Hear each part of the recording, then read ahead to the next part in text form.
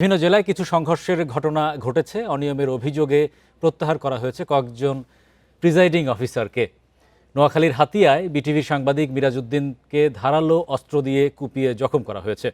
শেরপুর সদরের হেরুয়া বালুরঘাট কেন্দ্রে দাঁড়িপাল্লা ও মোটরসাইকেল সমর্থকদের মধ্যে সংঘর্ষে 3 জন আহত হন। নলবাইদ সরকারি প্রাথমিক বিদ্যালয় কেন্দ্রে জোর করে সিল দেওয়ার অভিযোগে একজনকে 3 বছরের কারাদণ্ড ও জরিমানা করা হয়। ওই কেন্দ্রে 40 মিনিট ভোট গ্রহণ বন্ধ ছিল। লক্ষ্মীপুরে কয়েকটি কেন্দ্রে পাল্টাপাল্টি ধাওয়া ও সংঘর্ষে আহত হন 10 জন। মুন্সিগঞ্জে ভোট কেন্দ্রে ককটেল বিস্ফোরণ, ধাওয়া পাল্টা ধাওয়ার ঘটনা ঘটে। অনিয়মের অভিযোগে নওগাঁ 5 আসনের প্রিজাইডিং অফিসার নাজিম উদ্দিনকে প্রত্যাহার করা হয়।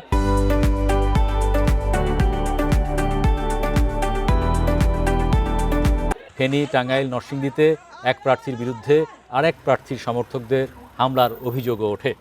ময়মনসিংহ 11 ভালুকা আসনে নির্বাচনে কারচুপি ও এজেন্টদের বের করে সিল মারার অভিযোগ করেছেন স্বতন্ত্র প্রার্থী।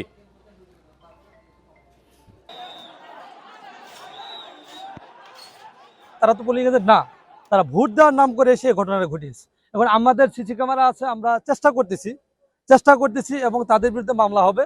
হ্যাঁ, এবং আমরা তাদেরকে শনাক্ত করে একেবারে নাম তালিকা ধরে ধরে তাদের বিরুদ্ধে আমরা মামলা দায়ের করব।